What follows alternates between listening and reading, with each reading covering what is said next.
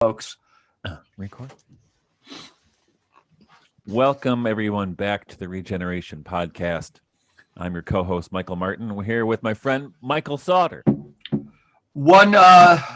Close to 1 week and a few days before the big Christmas festival. The big day, that's right. How's your Advent going?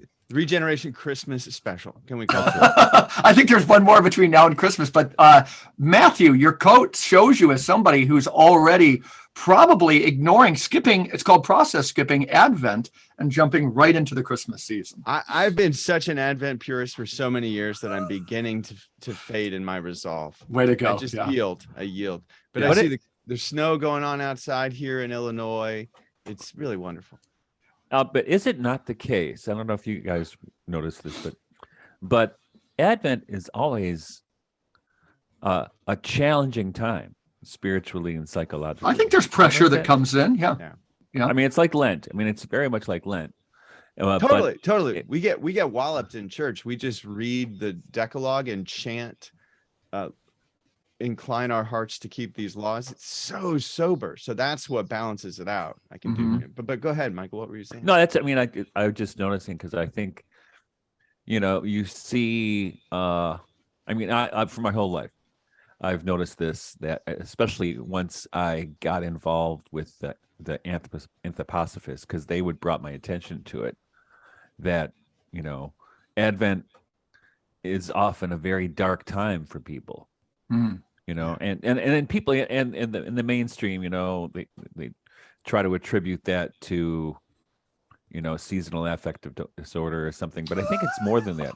Well, I think it's true. I mean, I think it's true, right? That's what they do. But I think it's really this grasping into, wandering into the darkness. Yeah. You mentioned the intensity last week, Michael, and I wonder too that even so we're going to be talking about the Protestant Catholic Orthodox thing today, but so let's say the Orthodox with their kind of bright sadness piece, they kind of got a leg up on Lent a little bit. But even as Catholics, we kind of know the musical register of Lent, so we can see it coming and kind of prepare. Yeah. I still think Advent is kind of like clueless for people, so it comes at an orthogonal angle and kind of catches us unaware. Like the pressure that can lead to growth, we don't resonate with this season so well. So I always tell people, you can watch your desire as opposed to watching the objects of desire. And then I wonder, what the hell do I mean by that? And I think, I get it. It's good. It's good. It does capture Advent, but is it something I practice? No. Well, but you get hit by John the Baptist, these huge missiles that are lobbed at you if you're paying attention to the lectionary, and they hurt. It's his season. As much more than Mary's season. Mary's season is coming, but this really it's his chance to unload. And it's true, really. Seriously, he's got a super soaker, John the Baptist. And he's just pumping. That's right. Exactly. Well, it's an intense and heavy time. But anyway, welcome. I should have said dart guns. Matthew Milliner. Thank you. I'm for long-time listener, first-time caller. That's great. And Matthew is a professor of art history at Wheaton College, which is his alma mater. Am I correct? That is correct. That's right. And Matthew's got a background in, I mean, your major from Wheaton was also in art history, if I'm correct, right? It was, yeah. I'm surprised because actually do they still have a major in art history at Wheaton? Oh yeah, we're the canary of the coal mine, but this one's still peeping. Yeah, because I think Wabash College in Ohio still has a classics program. Oh my God! These little things hold it, little. The little places. Whereas a lot of places are actually thinking of getting rid of the English department, which is hard to believe, right? And philosophy. But anyway, not to digress, but Matthew also has serious theological training from the Princeton Seminary, right? Princeton Theological Seminary? Yes, indeed. And did your doctorate also at Princeton in art history and archaeology, correct? Yeah. Exactly. And so they're two separate institutions. Princeton Seminary is one thing. Princeton University is another. But they're in the same town. Obviously. But you did the PhD at Princeton University. Exactly. And I mean, that's a beautiful town. Isn't it? I almost moved there 20. Was it 10 years, stunning. 15 years ago? Yeah. Yeah, beautiful town. I would have liked living in New Jersey.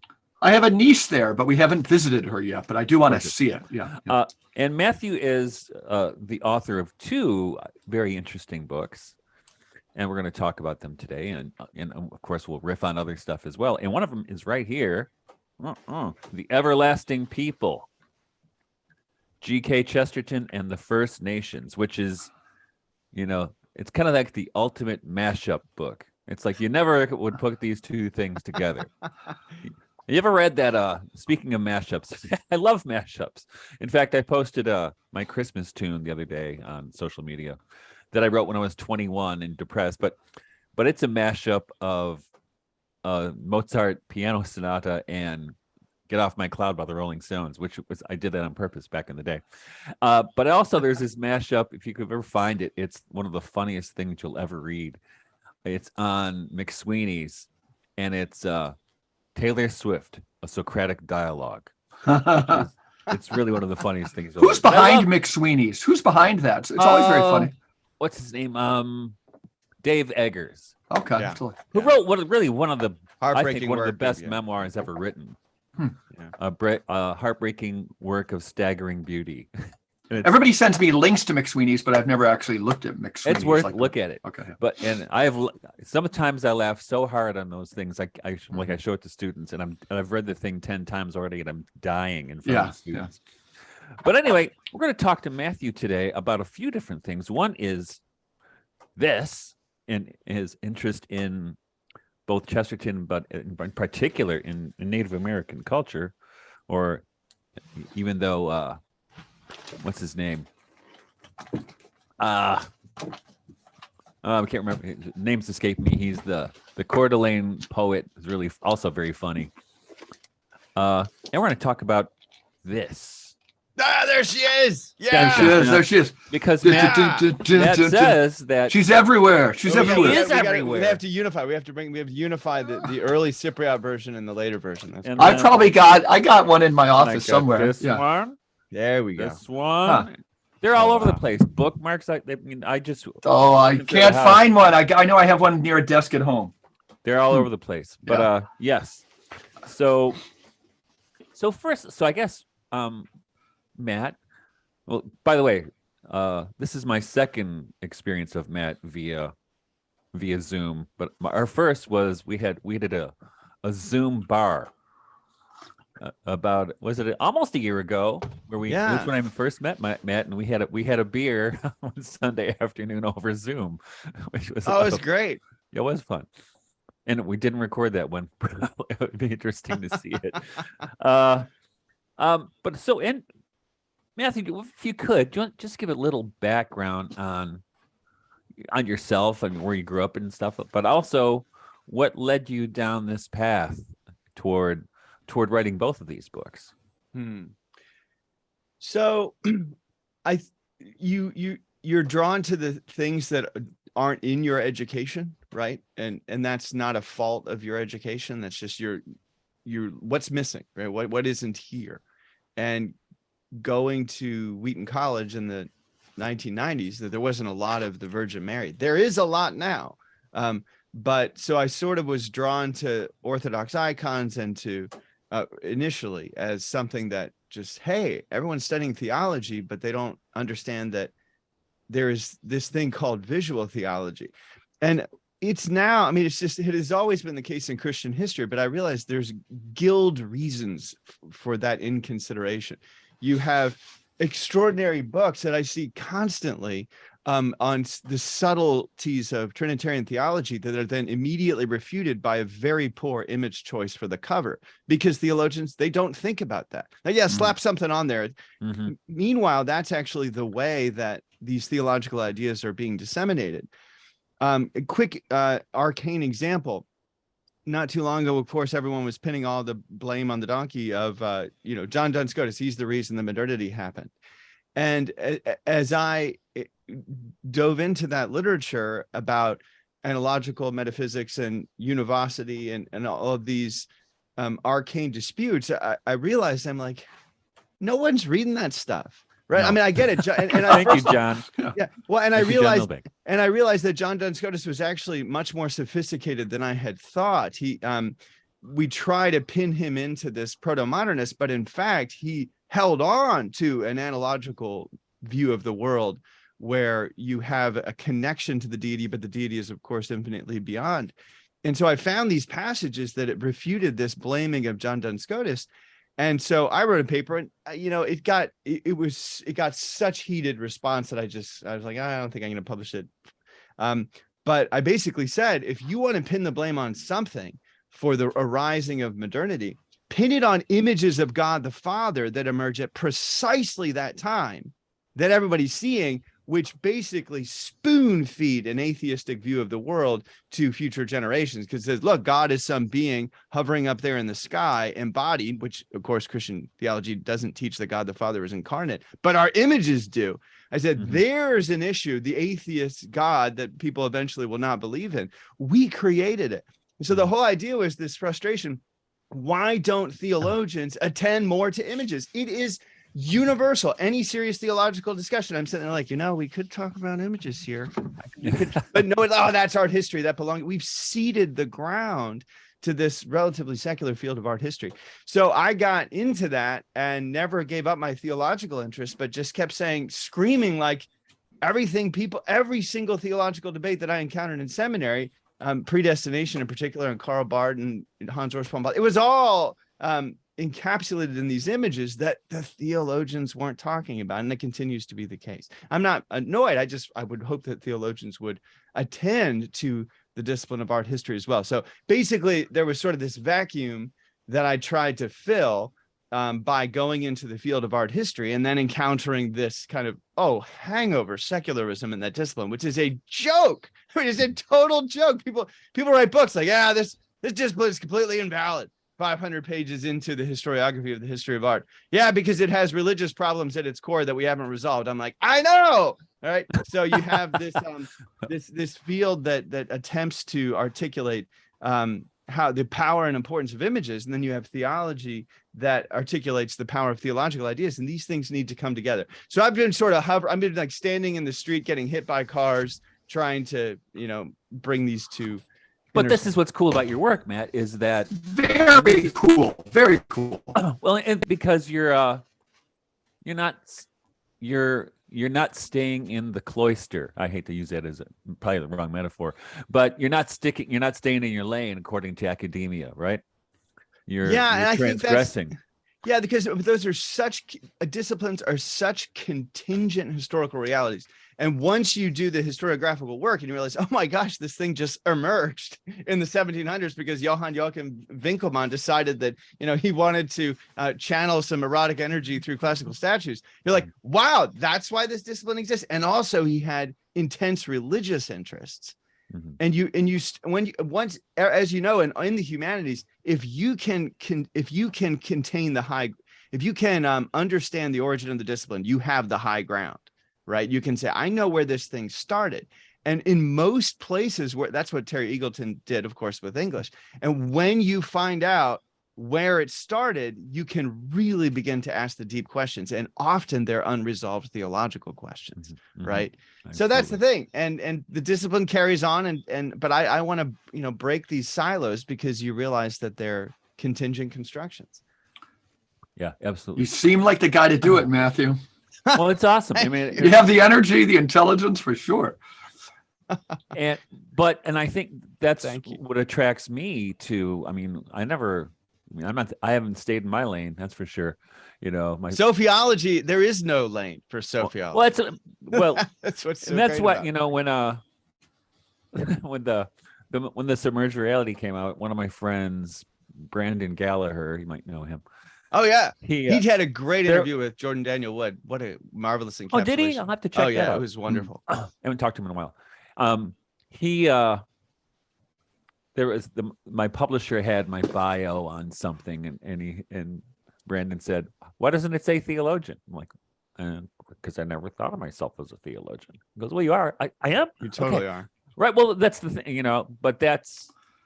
And they even in graduate school, I was even back then I was writing all this. I was studying early modern religious literature, and I wrote an essay on transhumanism and Blade Runner.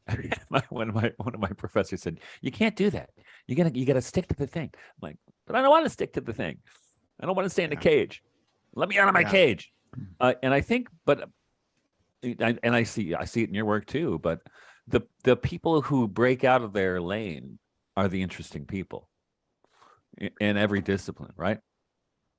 Yeah, and it's hard to maintain the respect of the guild, because the people who succeed in the guild are often not these disciplines are often not the people that are able to make these connections. So there's a paradox too, right? Insofar as you break out of the lanes, but in one sense, you look at the modern university, and part of me would say, like, we need to put a moratorium on the naming of all new disciplines for like 30 years because they're proliferating at such a wild, like denominations. Yeah, so I just like let's think and share ideas. Think and share ideas. Well, but it's going on in conversations like this. There's this alternate university with these podcasts and YouTube conversations that's really exciting.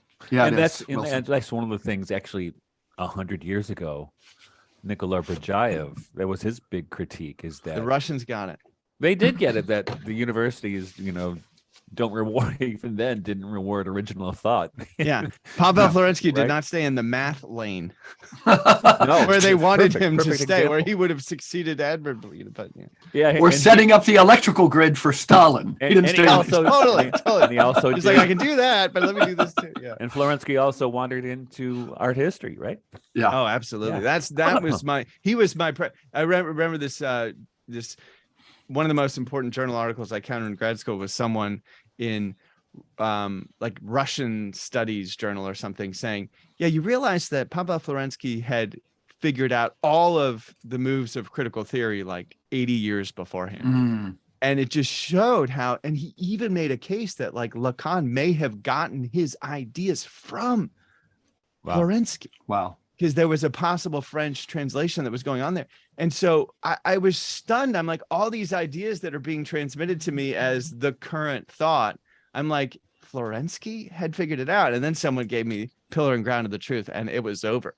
He's of the three greatest footnoters I've ever met. Oh my God. Ivan Illich, this guy, Peter Kingsley, who's just kind of brilliant. And then Florensky, you read the Pillar and Ground of Truth, but so formative for me was like a footnote on the uses of red and blue in different images of Our Lady, right? Isn't it just, and he's just way ahead. So he's creating new disciplines with every footnote in Pillar and Ground of Truth, Wow.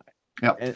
And I brought him up in a seminar once, which was a mistake in this particular case. So I don't know. I don't know about his math. I'm like, when you graduated as an undergrad, did they say to you, you're the most brilliant student we've had in generations? We'll give you a professorship in mathematics at the University of Moscow. Did that happen to you? We need more of that, Matthew. Everybody, again, the idea to take genius and just like humiliate it, whether it's in literary criticism or anything, where the smaller judge the greater, Totally. Because it does not in the lane. No. But again, really, I mean, I don't mean to be bringing this necessarily back to Sophiology, but you read the way that, I mean, if you want to have a theory of what wisdom looks like, you don't need to come up with it. It's all in the great texts of Proverbs 8 and Sirach 24, and there it is. And so, and she doesn't stay in her lane. She doesn't stay in her lane. And this is the wisdom that we should be courting. And she encapsulates all disciplines, and all, like Harada of Landsborg, this incredible abbess who was training all of her nuns in the 12th century in Germany, what is now Germany, in the liberal arts. She has these gorgeous images of wisdom in the center. These would even, she wanted this all throughout her monastery, so they would even be on these silver bowls. So when the nuns were washing their hands, they were looking at images of wisdom. And it's wisdom in the center with like 7 rivers flowing from her breasts, rivers of knowledge, Plato and Socrates and Aristotle right below, and then all the liberal arts. And it's like, that's what women were up to in the 12th century. And then the invention of the university actually stunted their ability to get education, because then it became only for men. And that's like, you'd have to wait till like the 1970s for women to be fully embraced by education. It was happening in the 1170s. But, and that's the thing, it's like her understanding of wisdom is a mystical pursuit. And that's what we all should be up to. And I don't think she fits in the university often as we understand it. No. She's exiled, which is why Sophia in Exile is such a fantastic book. Mm-hmm. Yeah. Well, thank you. Yeah, I think there's so much right there. We could do a whole show. Just I know. We've already kind of like blown the lid off. Because and that for me is like one of those touch points is the 12th century, and that kind of flowering that happened right there with not only with monasticism, especially women, and Hildegard, but also St. Francis, right? And yes, Gothic and the move from Romanesque to Gothic architecture when they let the lights into the church, right? Yeah.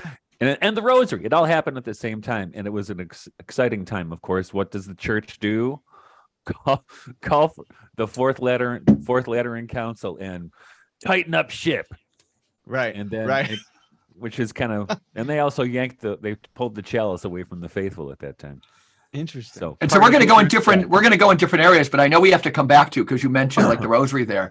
Listening to you talk with Nate Heil, Matthew, when you said, and again, you're giving names to things I know so clearly, because there's all these rumors of Karl Rahner walking around like Vatican II telling people like, put the kibosh on Mary because we're looking at ecumenism. But you saying Vatican II is the most iconoclastic conference ever, anti-Marian conference. Totally is. That's great. That's Catholics who say that. That's not me. I mean, there's a, I think I said this to Nate, but the John the 23rd convened the council on a feast day of Mary that was hence eradicated in the council. Like what? And so she is famously quote unquote demoted, right? Yeah. And she doesn't get her full document, and that's seen as an ecumenical gesture to Protestants that had such a powerful influence at that time, right? Mm-hmm. Catholics catching up with Protestants' views of Scripture, almost like keeping up with the Joneses. Look, we've done what you asked us to do. And some Protestants rightfully celebrate that. There are some wonderfully Christocentric moves, thank goodness. But at the same time, I was really influeed by a book by Charlene Spretnak called Missing Mary. And it is magnificent because she says, as someone who started in the goddess movement, and then she's just so smart, she couldn't stay there. And so she sort of goes back to her Catholicism and says, everything I was seeking, I mean, I don't know if she puts in these words. I don't want to put words in her mouth. It's an amazing book. But she says the problem with Mary in the Catholic Church, unlike the critics like Rosemary Radford Ruther and Elizabeth Johnson, the feminists who say, well, we need to bring her down. People like Charlene Spretnak are saying, no, she's too small. We need to return to the huge, big Eastern Orthodox Sophia Mary, because that is the dimension that was in the ancient church, in the medieval church, and was lost, and we need to recover that. And you can recover that if you know your Christology without interfering or competing with the love of Christ. That is totally possible. And basically, and I don't want to corral our conversation, but the basic case that I make in Mother of the Lamb, which is essentially that if you don't have a Sophiology, you are going to be irresistibly inclined toward Arianism, which is the fundamental heresy of Christianity. Yeah. And I was just reading your part in the book where you're talking about Arius and his misinterpretation of Proverbs 8. His literal interpretation of Proverbs 8. Exactly. And so many of the fathers followed that. I mean, that's, where they couldn't stomach the idea of wisdom being feminine. Right. And so that's the beauty, is that I feel like people sometimes listening to conversations like, gosh, what's going on with those guys? They're talking about Sophiology. Like, it's like, no, this is a consequence of reading Proverbs 8 and saying this cannot flatly apply to Jesus, because that's the move that Arius made to prove his assertion that there was a time where Jesus was not, that Jesus was created, because clearly wisdom is created in Proverbs 8. Yeah. And so therefore and so he masculinizes it, and he and applies it to Christ. that move is foreclosed if you are an Orthodox Christian, and Well, you and therefore have to see it as feminine. Yeah, but he didn't. The masculinizing of wisdom and proverbs was not his thing. That was already part of the tradition that was handed down to him. He was more clearly interpreting things according to his own tradition of Proverbs 8. Right. And what Sergius Bulgakov does, he in his wonderful primer on his entire theology, Sophia, I think he brilliantly says that the Orthodox Christian interpretation of wisdom has to be appropriately playful. It can apply to Jesus, but it can't strictly apply to Jesus. It can also apply to the wisdom figure, the Sophia. And so you can have both masculine and feminine dimensions in this wisdom. I'm like trying to understand this incredibly complex field. And then Michael Martin, in your work, you explain that this is part of the point. You can't try to squeeze this into a systematic theology. Concept, yeah. It has to breathe. It has to breathe. Let me add something here too, just to stay on this for a little bit longer, is that Michael, at your house, your farm was the conference that led to Jesus the Imagination. I was talking with a theologian there, and she was saying, because this kind of same conversation came up, and I was wondering, like, why are so many people like crapping all over Mary, especially like women and so forth? Mm-hmm. And her point was, and I just wonder how we would address this, the thought, at least coming from her, was that, so many of the images seem to have a view of femininity that is like the woman in the kitchen and so forth. Sure. And I don't think I'm putting exact words into her mouth, but it was the worry that the femininity being ascribed was something that they saw as not liberating, but constraining. Do we want to add anything to that? We might have listeners who say, no. I mean, I'm a woman, and this is why I have some Rosemary Radford Ruther moves, or Elizabeth Schussler Fiorenza. Yeah. And that's such an interesting point, because what Spretnak does, and what another really wonderful scholar, her name is escaping me. Sarah Jane Boss. Her book, Empress and Handmaid, says that I agree with the Ruther Johnson critique that this supine, obsequious Mary is a problem. But my solution to it is not to demote her, which would be a strange solution, kind of from the ingredients of the. And Ruther, she's so modern. Even though I agree with so much of her and disagree with some, Johnson and Ruther are both really modern. And so, like, in the sense of they've done what it takes to be vetted by the guild, but the guild has problems, right? They've learned to play in that domain, and I'm so glad they have, because they made important moves. But then you get Spretnak and these other Marian thinkers and Sarah Jane Boss, they come in and say, actually, if you go to the 12th century, anything but supine, this Mary is powerful. This is the Seta Sapientiae, the throne of wisdom, or these glorious Orthodox icons of this imposing Virgin Mary. That's the solution, not just demoting her from within our constricted modern point of view, but going back to this earlier understanding. And I would say, and as I'm sure you guys would as well, I'm not constricted to that timeline of history as we know it. I don't just have to go back. I can go up, to, or down, even better, to use Jakob Burma's understanding, into this.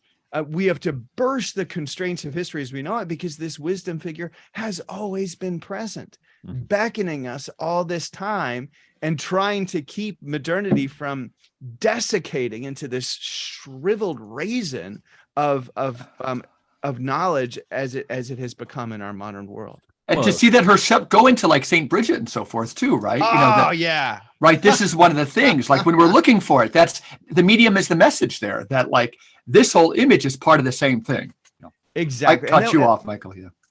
And then you can bring Carl Jung in, and all Carl Jung is doing is unfortunately, Christianity had so succumbed to this desiccated view that he has to try in a basically pastoral emergency moves, restore Christian symbolics, right?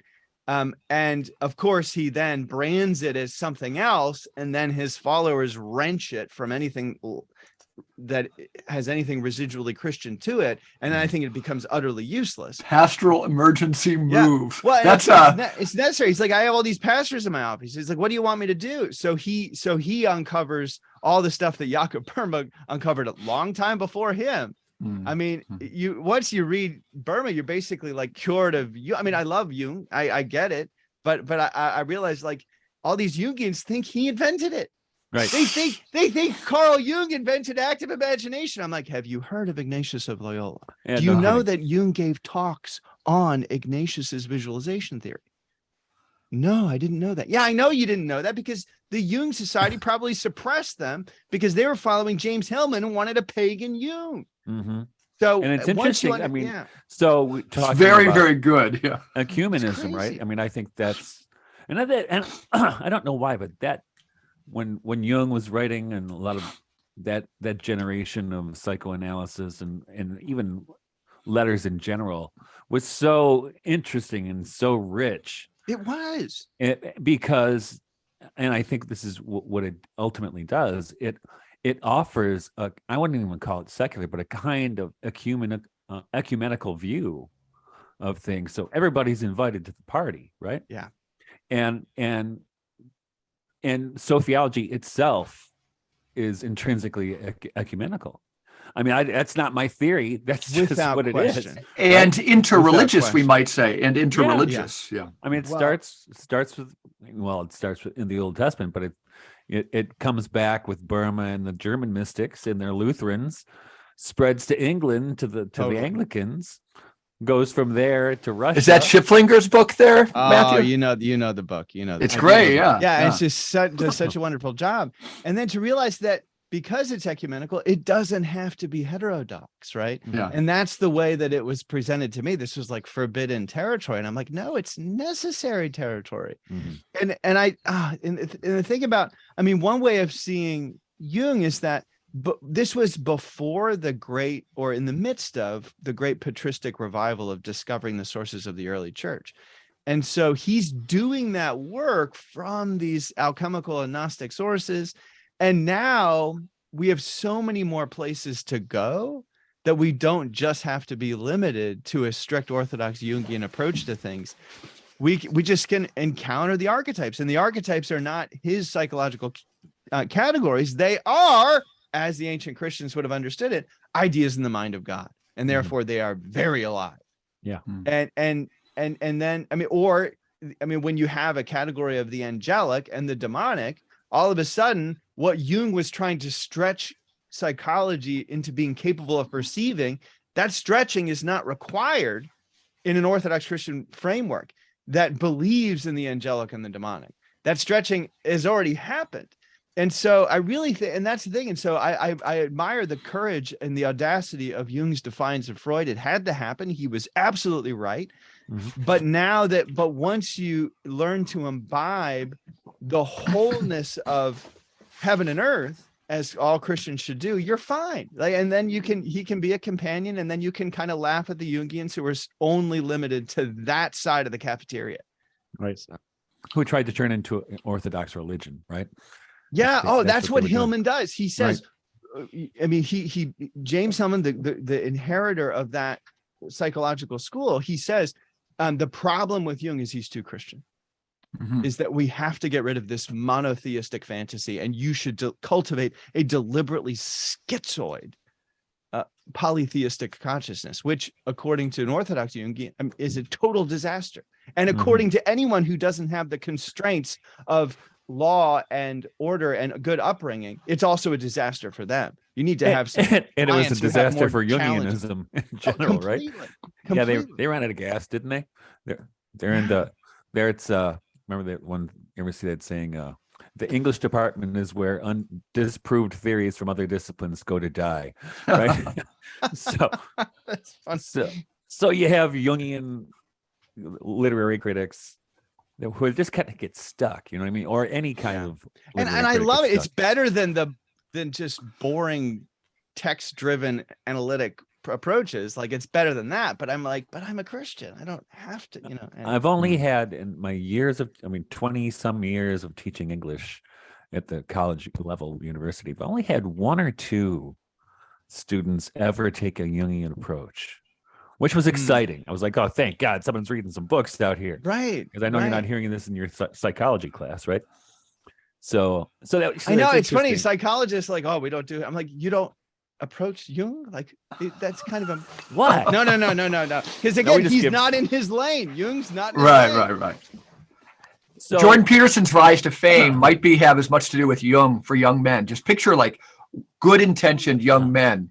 You know, that's as much as anything he said. He was just offering Jung to like young men. I think he offered giving them a taste of the spiritual world and a taste of how high stakes human existence is. High stakes, human, And in a world that doesn't have that, of course, anyone who prominently features that would be rise. Mm-hmm. Well, and I think in our generation, Mike, right, that happened with Joseph Campbell. Yeah. Right. And totally. When I was 20 something, whatever, when Joseph Campbell did The Power of Myth, I was like, okay. Yeah. Now I have something to think about right now.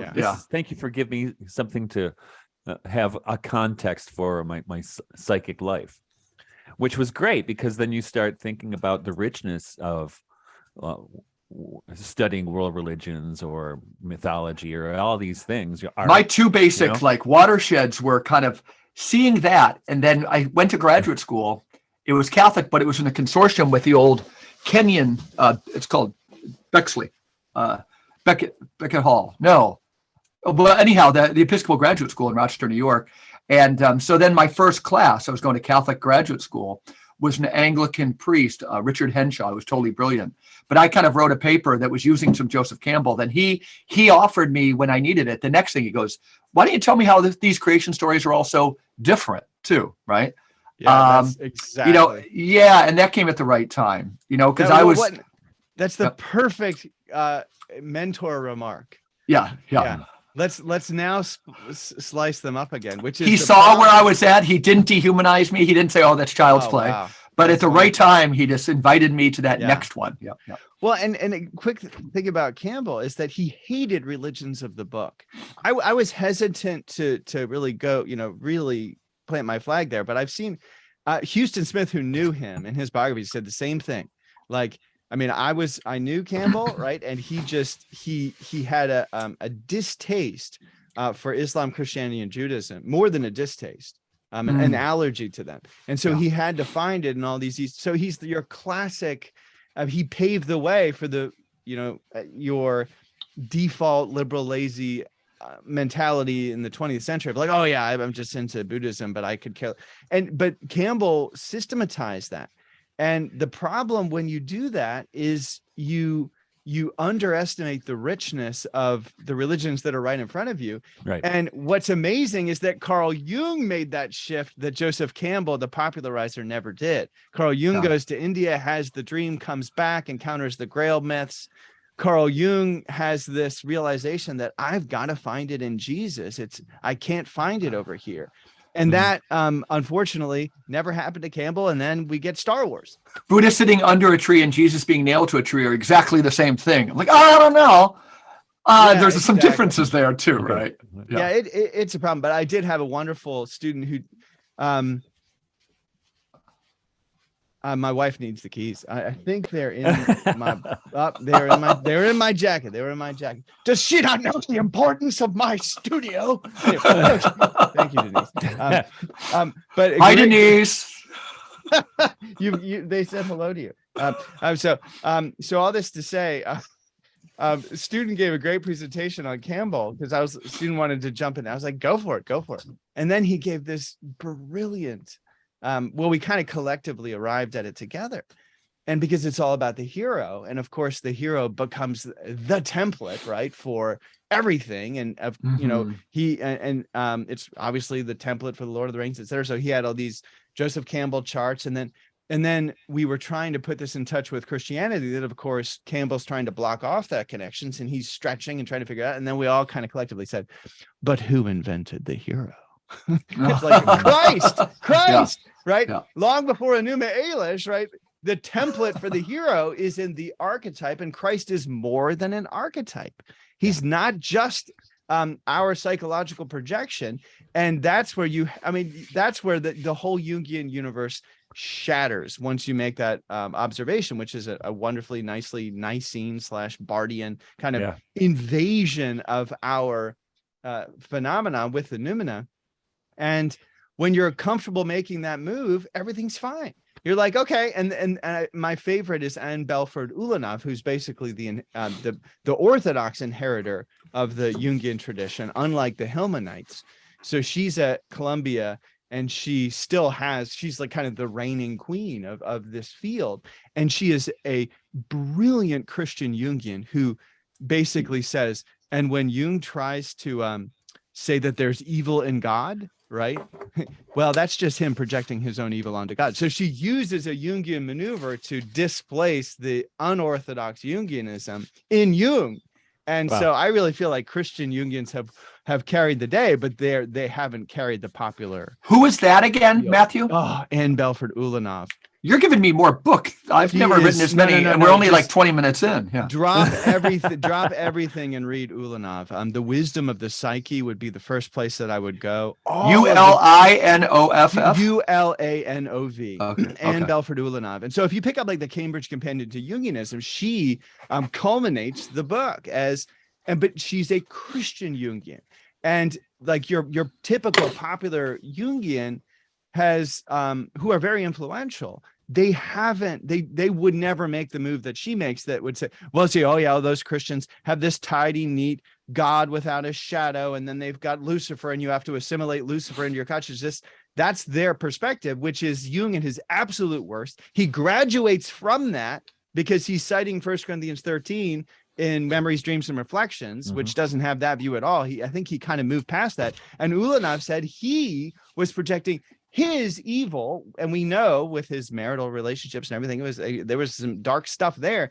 He's projecting it onto God, saying the problem with you Christians is that you have a overly pure ontology, and the Christian tradition can just can destroy that and say, no, there cannot be. Evil cannot be in God. That's just from the get-go. We can never make that concession. That's a concession that Hegel makes. Jakob Berma does not make that, even though people accuse him of it. Yeah. And you cannot be rescued by someone who jumps into the pit with you without a rope. Jesus jumps into the pit with us, but he's fully divine. He's got a rope. He can take himself and us out. And if you cut that rope off and say, oh, there's even evil in God, your metaphysics are incoherent and awful, right? There's nothing you can do about it. So Anne Belford Ulanov is my favorite critic of Jung in that regard, but there are countless other Christian Jungians you can go to. John Sanford, Morton Kelsey, Christopher Bryant, who make exactly that move and say you can get Jung and you can get all this assistance from him. But when it comes to when he tries to play theologian, which he says, I'm not a theologian, then he goes and does it anyway. That's where you have to part ways with him. Brilliant. Very good. So let me ask you a question, Matt. Now I know your dissertation, I can't remember the title, but it was The Virgin of the Passion. The formal title of the icon. Yeah. Which is I'm certain led to your most recent book. Am I correct? It is, yeah. It's a very reworked version of the very reworked, I'm guessing. And now, but in The Everlasting People, which is, we haven't talked too much about your interest in Native American spirituality. The last chapter is the Mother of the Midwest, right? Exactly. And so as I was reading it, wow, Matthew's moving toward Sophiology in this book. Precisely. So what were you trying to accomplish in that book? And tell me about the chapter of the Mother of the Midwest. Yeah. So basically that chapter is, I was frustrated because I couldn't get my dissertation published because I got a really raw deal from an academic press. They dropped art history and never told me. They were just like, it's not as profitable. And so anyway, a long story. And so I got just ground up in that machine. And so my dissertation stalled, and I'm like, I really want to tell this story.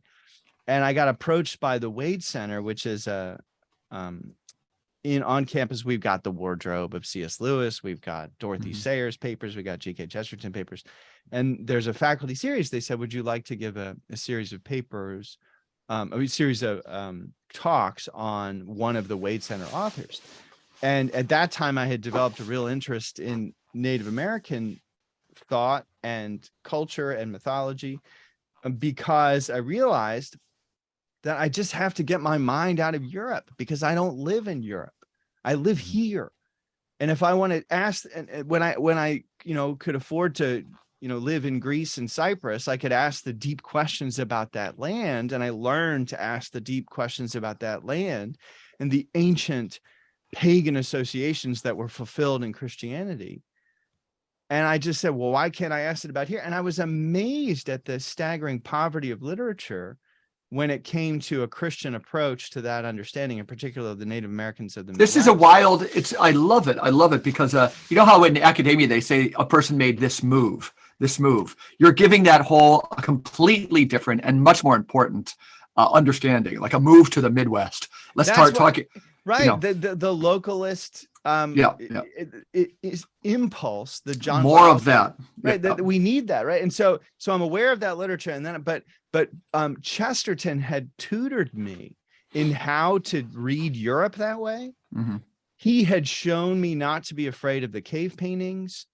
He had shown me, which we know infinitely more about now than when he first wrote about them, and in the way that he so beautifully in The Everlasting Man has a redemptive reading of the cave paintings that people of his day were dismissing and saying, or saying this is evidence of primitive people, right, which fueled a racist understanding, or this is evidence of that disproves the Bible, right? And he said nonsense, and he said this is evidence that humans are made in the image of God.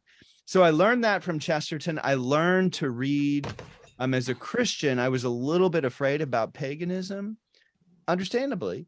And he taught me to split the benevolent paganism from the Carthaginian human sacrifice paganism. And so I found Chesterton, an elder brother who helped me read Europe in that way. And I said, and then when they asked me, said, would you give a lecture on, or you give 3 lectures on one of the figures? I said, yeah, if I can do G.K. Chesterton and Native Americans. And no one had any idea what I was talking about. They're like, what? You can't do that. And thankfully there was enough people, Margaret Mead at the Wade Center and others who were helpful. They said, okay, we'll take the risk. And because I said, look, trust me, if he taught me how to do it there, he can teach me how to do it here. And most importantly, I just saw on the internet the other day, like, oh my gosh, Chesterton has problems. Oh no, he met with Mussolini once. It's like, and that I've read the detailed accounts of that meeting. It's complicated. He did not endorse Mussolini at that meeting, but I've long known about Chesterton's problems. Right? Anyone who knows the field understands that Chesterton is a difficult figure, but we're just at the moment where everyone's getting canceled instead of engaged. And so I said, well, how about let's try an experiment in non-cancellation. How about instead of writing a long book on Chesterton and the Jews, and by the way, a very long book several have been written about that, both for and against, right? And instead of trying to exonerate him, because Chesterton's fanboys that's not my cup of tea. I'm not one of these, whatever he says is great. I want to say, I'm well aware of the problems, but how about I retroactively redeem his brilliant insights, of which there were countless, to help me understand and grapple with the traumatic history of race in this country. And there's not a lot of competition for books like that. Most people are not interested in Matthew invented redemptively the field. Yeah. Exactly. So most people would rather let's put it here's the former scholarly way of approaching it. It's a little bit like this. Ew, right? Ew. Yeah. That's Chesterton. Ew, Ow. right? Ow. And so it's like that's about as much as the engagement. And so I want to go further than that and say, yes, I'm aware of the problems, and let me use him to do a deep read of the soil and history of this country, which 100 years before I wrote the book, he had visited for the first time. Now, so speaking of that, how did Wheaton get papers or whatever they have of Chesterton? Do you know? Yeah, we had a wonderful wheeler dealer professor who made the connection with Lewis, and once you get Lewis, I think the rest of it came in. So we had a really important professor who was sort of the founder of our English department, who had all these connections in England. Okay, because I don't know what year. What you probably do know what year Chesterton visited the U.S. It was 1921, and then again in the 30s. In the 30s. So when he came in the 30s, I know he was at Notre Dame. Yeah, and he was there at the founding of the football stadium. That's too funny. And at that time, and actually he was also on that tour. He visited Marygrove College, where I used to teach. Oh yeah, he did a total Midwestern circuit. And but when he did that, apparently, I don't know if it was when he came to Marygrove or when he was at Notre Dame, but my former colleague's father was a student at Notre Dame at the time. Oh wow! And he arrived, and Chesterton arrives in a taxi, and he was so fat they couldn't get him out of the taxi, and my friend's dad was like, "Well, Mr. Chesterton, maybe you could turn on your side." And Chesterton said, "Young man, I have no sides." Yeah. And that reminds me of his quip with, you've probably heard this before, where some during World War I said, "Sir, why aren't you out at the front?" "Well, if you come from this angle, you'll see that I am." I've never heard that one. So anyway, so we talked Chesterton. What about the Indians? What about the Native American? Where's that draw for you? Well, it was this I would say, I mean, it was again, same thing, not enough of it in my education. It astonishes me that I could study for 9 years in Princeton, New Jersey, and it just never came up. It just never came up, because all of us were, I mean, again, I'm not blaming the institution. I'm sure it comes up more now that there's more consciousness about this, but and you could pin the blame on me. But if I add to that my high school education in New Jersey, tack 4 more years onto that, and then my, good part of elementary school, I mean, just complete absence of the history of the people that were there. And that's the case for most people in this country. Most people, it's kind of like I've never really thought too much about that. And you just think that's crazy.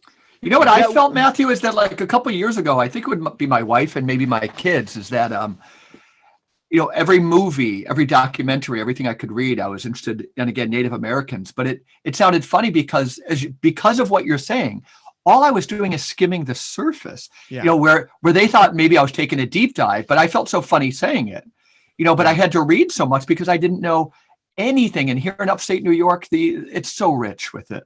So I go goodness. You're in the middle of it all. In the middle of it all. And so I could go to really great historical sites, Ganondagan and so forth. Yeah. But, when I said and Tekakwitha is in your terrain. I absolutely. visited the shrine. Yeah. And it would be like, I can't think of a great analogy, but saying like I spent a whole year studying something, but it was so rudimentary still, Well, it's interesting. Now, as I've told both you guys, I live on a former Native American meeting ground. And all around where we live, there are still trails that were Native American trails that are still around.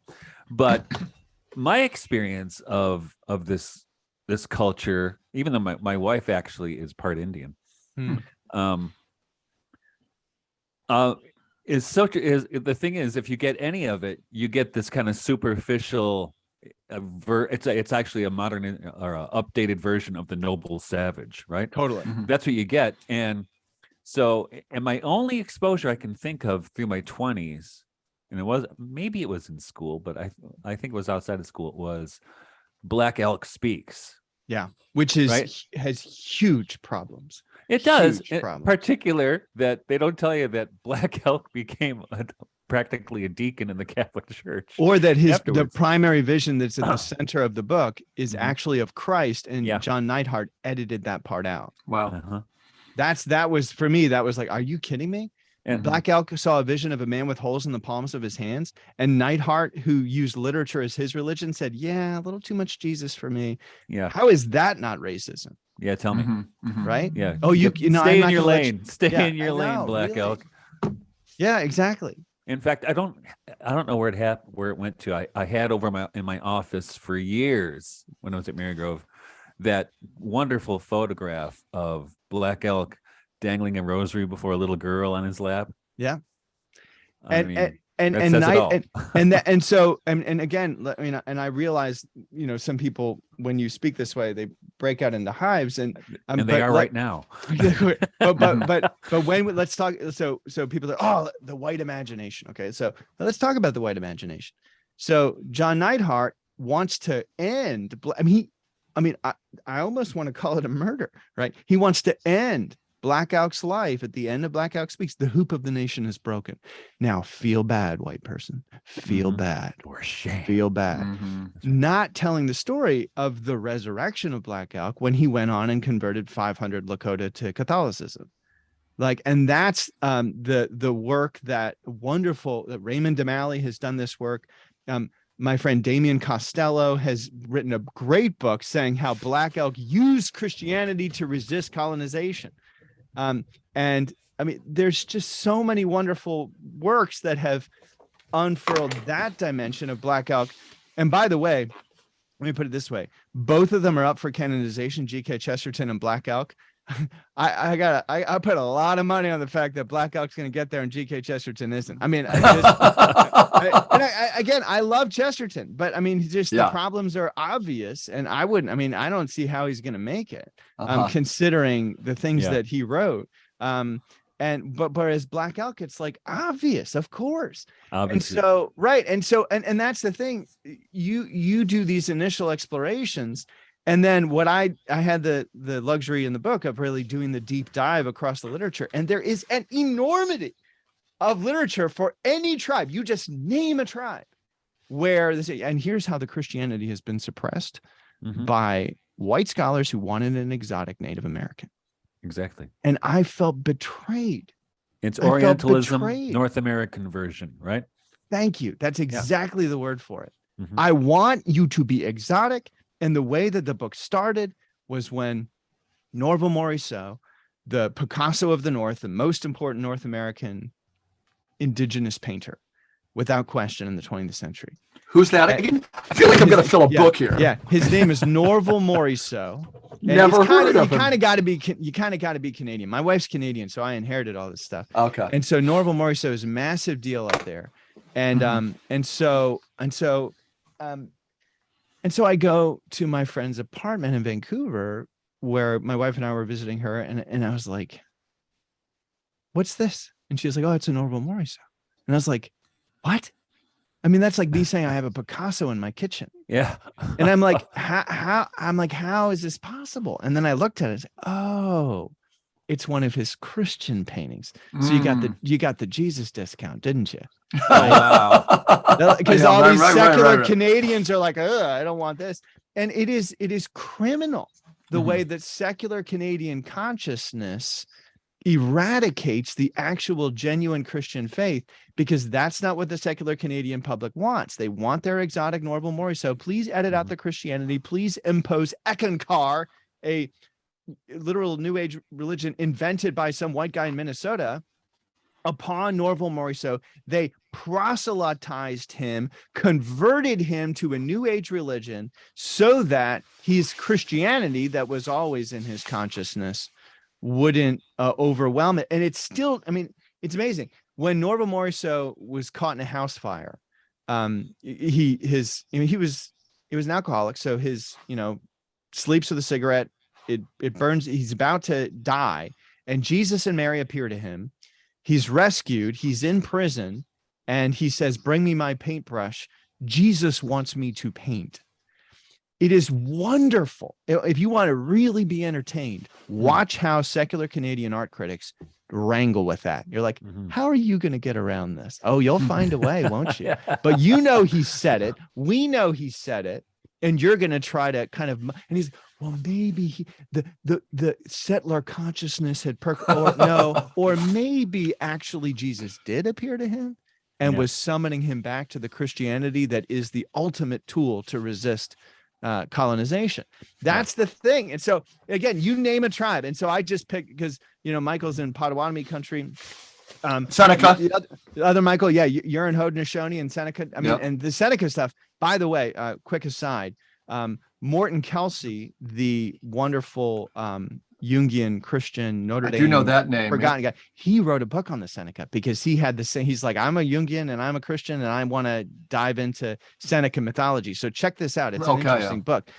So all that to say, so you're in Haudenosaunee, you're in Potawatomi, I'm in Potawatomi. Of course, it's more complicated than that because they moved around a lot. And so I was like, well, initially you're tempted in these pan-Indian directions.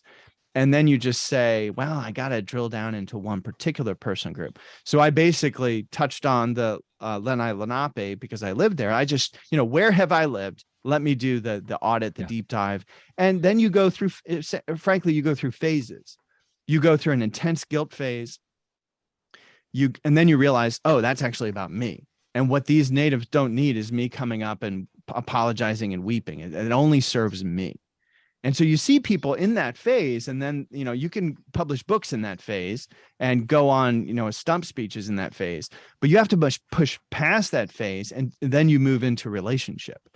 And then it can't just be academic. You actually have to have, you go to conferences, you go to the reservations, you develop these connections, and then everything sort of settles because you say, okay, I can't just be constantly pointing to my own guilt. And so basically in the book, which has been people are like, oh, this guy has gone woke at Wheaton, he's talking about Native Americans. And if you actually read the book, you realize that I actually pushed through a fascination with Native American culture to kind of make up for my own deficiencies.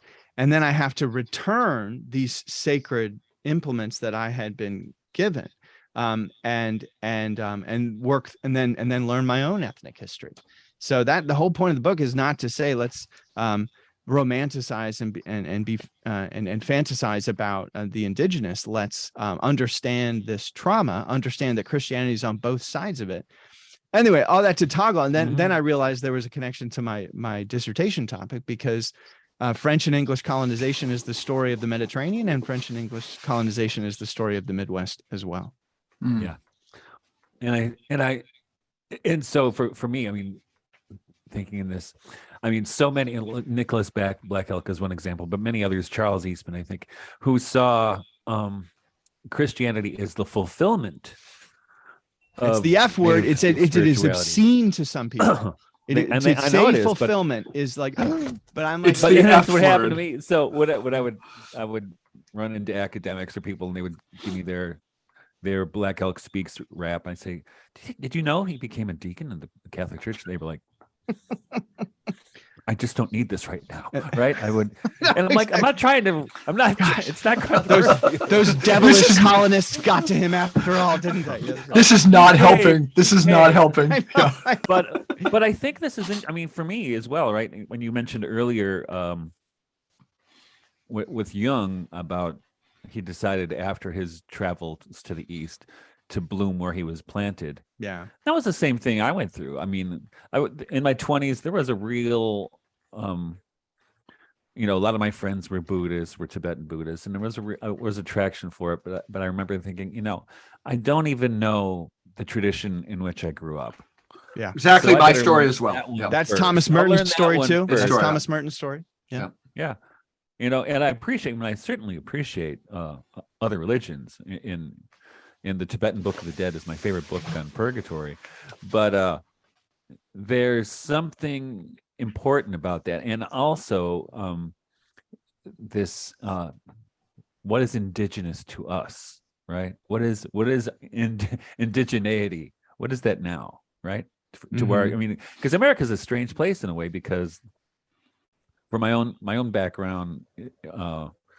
I had one wave of relatives come from Eastern Europe and Ireland, but an earlier wave from France, and that was on my wife's side of the family too. And that was the layer that intermarried with Indians.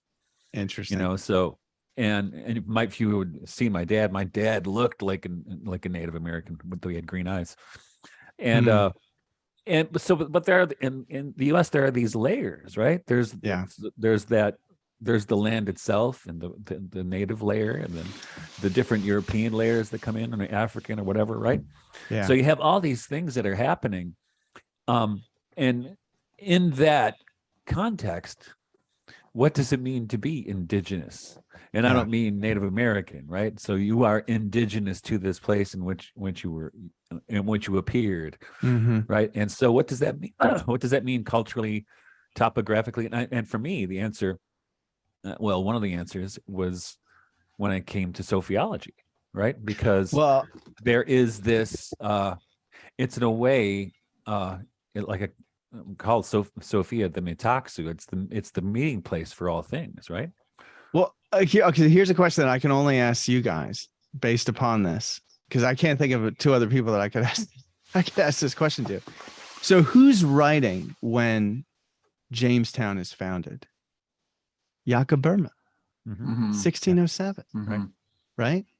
And can you just for a moment imagine the possibilities if you had that kind of wildly adventurous Lutheran mysticism was in the hearts and minds of the colonists who came to Jamestown, Virginia, and are like, okay, let's now meet these Native Americans and find out the way that Christ has been with them all along. But no, we had to wait 400 years for those conversations. That's a great and insight. we're having them now, thank goodness, but they certainly didn't happen in that initial wave of colonization. But I love when I think of Jamestown, I think of Jacob Burma, like James in that sense, like but those retroactive experiments can only happen. I mean, when you're trying to defend the fort, it's not time to have the conversations that Michael just mentioned. We have to have them. That's what I love about Mother of the Lamb is first of all, one of your first epigraphs is from Valentin Tomberg,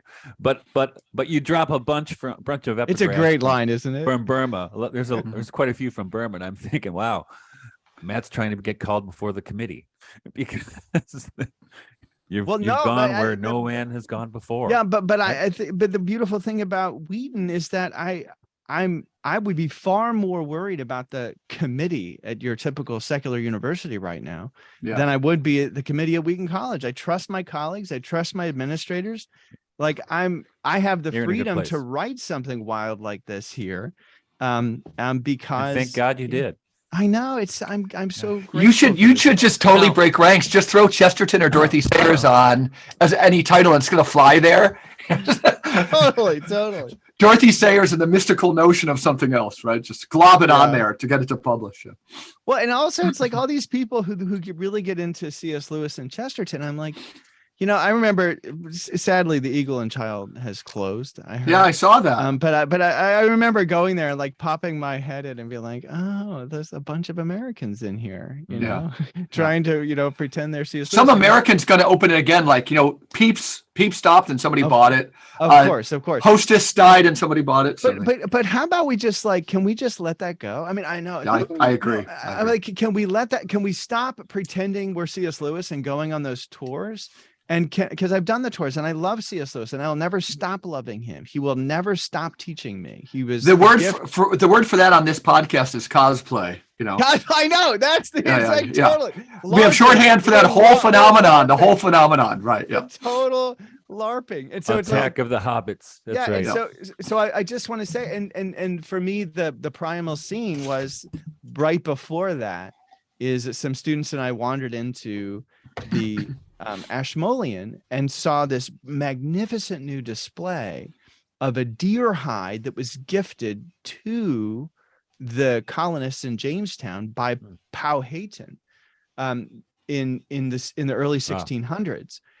And it was like England, Oxford was saying, would you please go back home and ask the questions that C.S. Lewis, J.R.R. Tolkien, and others would have loved to have asked about your land, but never had the chance to, and you do. Good luck getting that message across. No, I want to talk about Tolkien and I want to watch my Amazon series. And I get it. But it's like, I get it. It's wonderful. But could we just talk about this land as well? speaking of deer skins, so 3 or 4 years ago, I shot a deer and I tanned the skin, which is an interesting process. And when I did it, I was telling a friend of ours, No, Tyler DeLong, who is a recent convert to Orthodoxy. And he told me, and I never heard this, but this is a kind of a cool thing. And I can't remember which Orthodox saint it was, but it was maybe what's his Herman of Alaska? Could have been a Herman of Alaska. I love that guy. Who had vestments made from deer hides. Oh, that's what we need more of in this We world. do need more of that, right? Which is very cool. Wow, that's just gorgeous. How could it not be so? Right. And that's beautiful. I'd never heard that. Yeah. Very cool. Thanks, Tyler. So here's the place to go. So Eustace, right? The great vision of Eustace, who sees the deer embedded in the antlers. Like we need a deer theology, right? We need a whole, like the mystic Christ. And this is where Jordan Daniel Wood's Maximus book is so important, because it finally mainstreams this consciousness that has long been embedded in Christianity, but completely incapable of being received, especially by the modern mind. Interesting. That Christ is somehow mystically tethered, not in a identity sense, but at the same time close to it, to all of creation. And so when an indigenous person, when indigenous generations of people are receiving the messages of this land, those messages aren't just demonic or negative. They might be actually in touch with Jesus. And the problem, and see, the book tackles Mormonism to a certain extent, but I don't think I ever put it this way.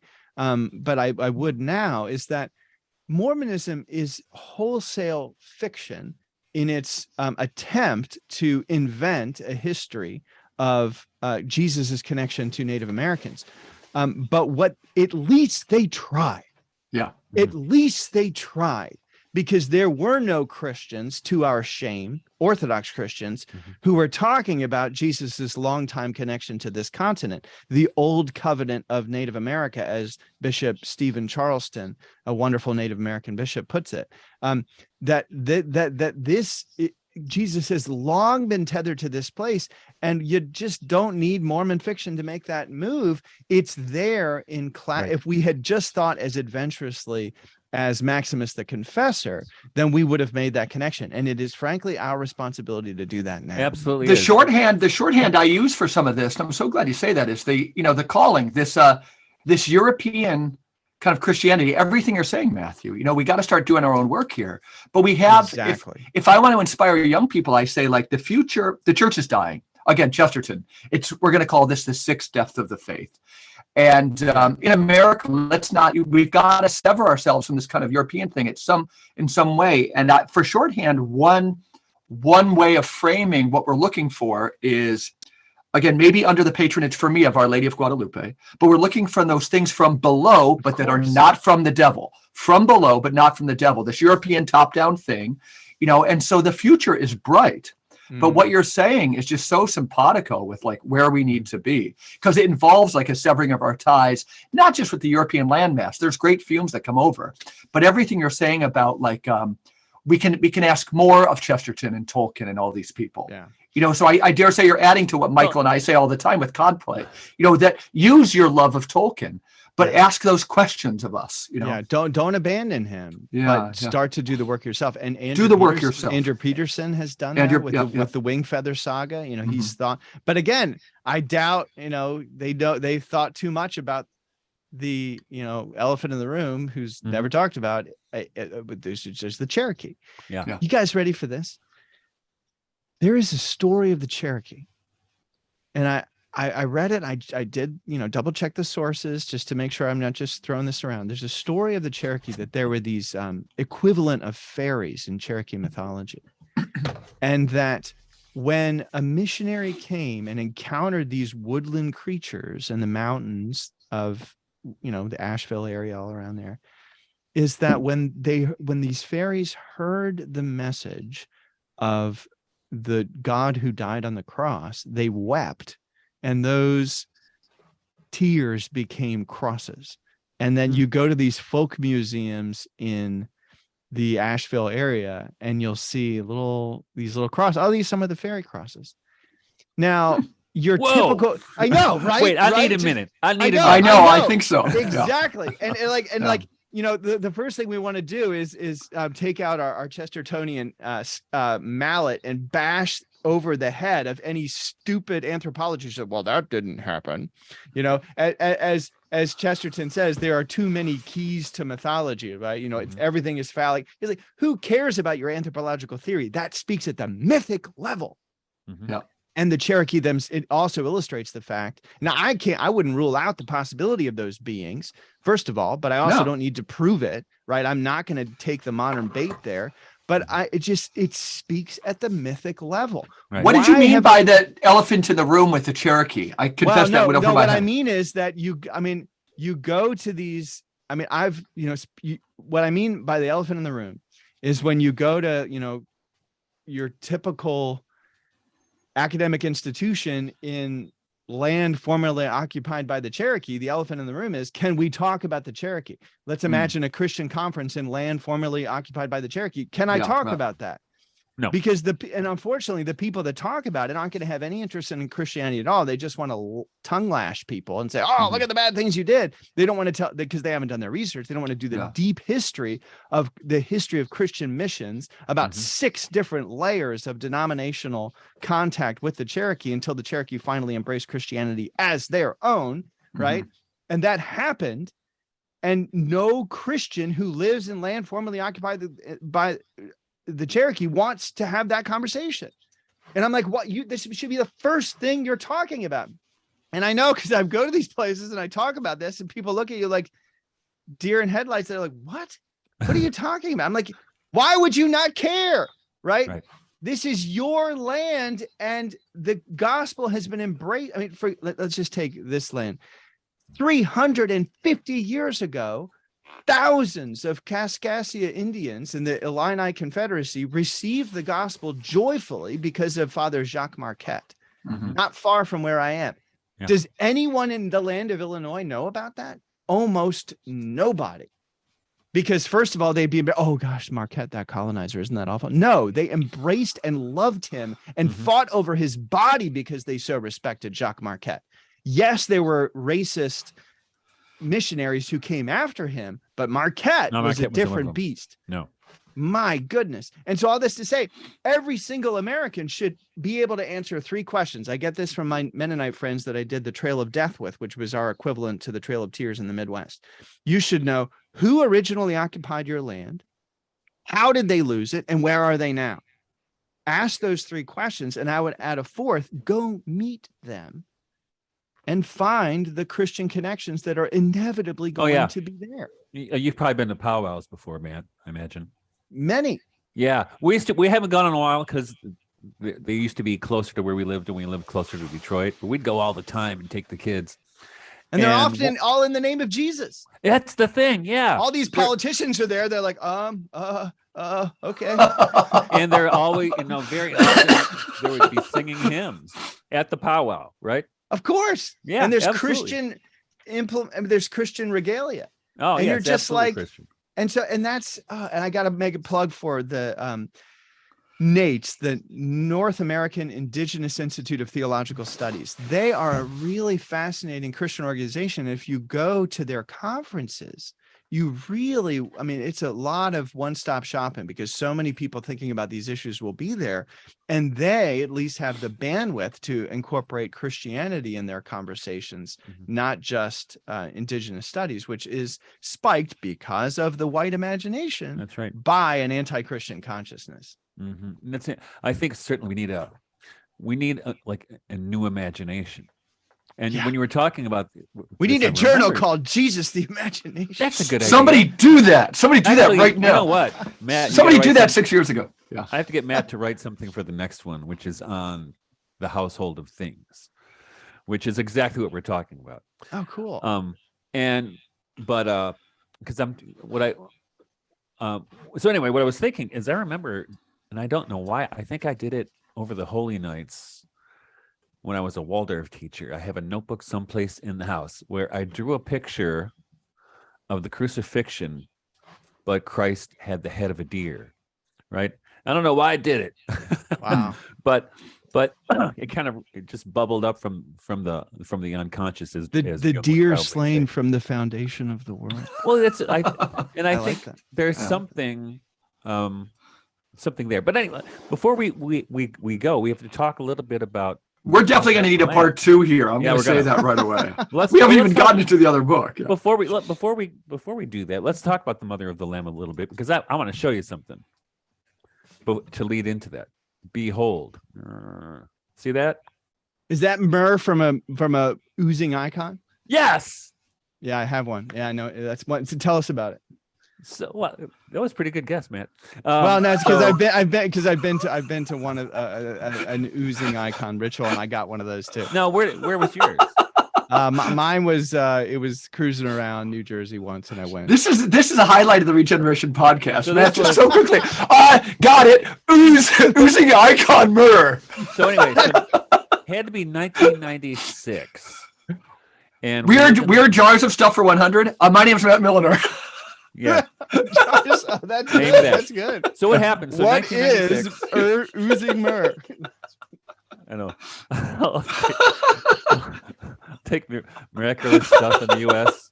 for 300. Yeah. So anyway, 1996. I had heard about this this miraculous icon that was oozing oil, and it was at a church not far from where I lived. And I happened to be out on a Saturday. I think I was billing people for my landscaping business. I just spilled coffee because I was still laughing about oozing. The word oozing. I heard it for the 5th time, and I spilled coffee. Go ahead. And so I pulled into the church, the parking lot, and there just happened to be a prayer service going on. And they had the icon at the front of the church, and you could see the oil dripping off the icon. I mean, and you could see the jars that had been filled with the oil that had dripped from the icon. It wasn't just a little bit, it was jars, gallons.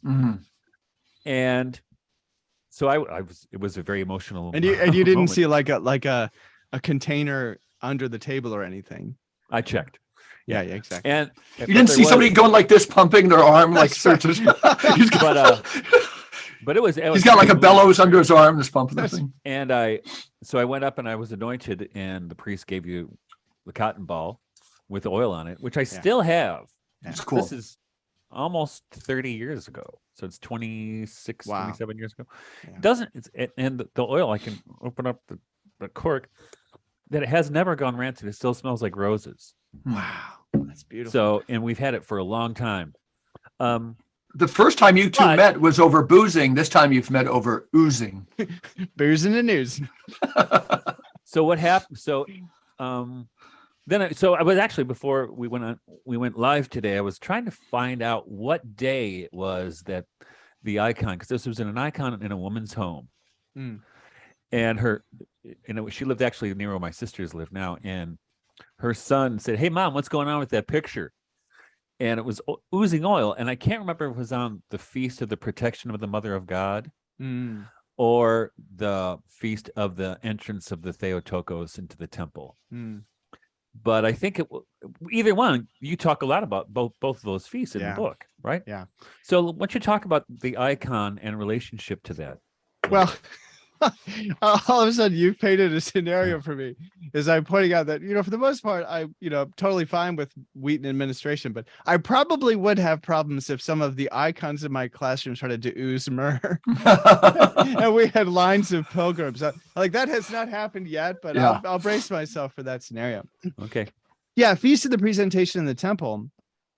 And what's so funny about that is I have a little icon that in the classroom of the Feast of the Presentation, almost as if like, this is a little much. Like, it's definitely not in the Bible.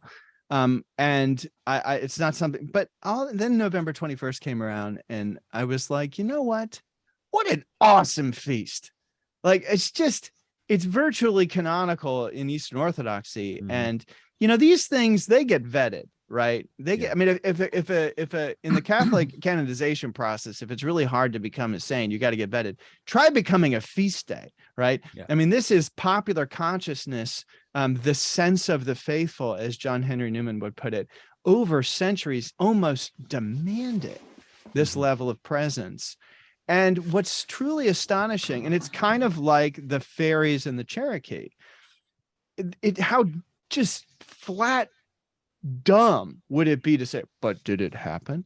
Yeah. It just shows a level of literal consciousness that I would never abandon. Like, I believe in the literal resurrection of Jesus without question. I also believe in it on 5 different levels as well. I don't have to choose one of those levels. It is literal and symbolic and mystical and cosmic.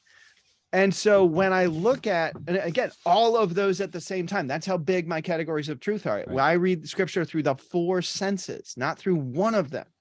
And the modern discussion, of course, so often strictly limits it to the literal, and which I would never surrender. And so when we look at that Feast of the Presentation in the temple of Mary going into the Holy of Holies, some genius biblical scholar comes, well, that could not have happened in that time. And you're like, of course it could not have happened. But guess what did happen? God Almighty went into her womb. Are you going to tell me that can't happen either? Right. And so how beautifully to symbolically encapsulate that truth by showing the Virgin Mary preparing for the Shekinah residence, right, of her by going into the Shekinah residence, right? And no less, and having a woman do it. And it's like, and people say, but women weren't allowed in that part of the temple. You had to be a hybrid. I'm like, that's the whole point. Yeah. The whole point is that she's breaking the rules. Well, you know the saying from Lev Shestov. God right? broke the rules when he became incarnate. Go ahead. Lev Shestov is saying, a God who can't change the past is no God at all. Right. That.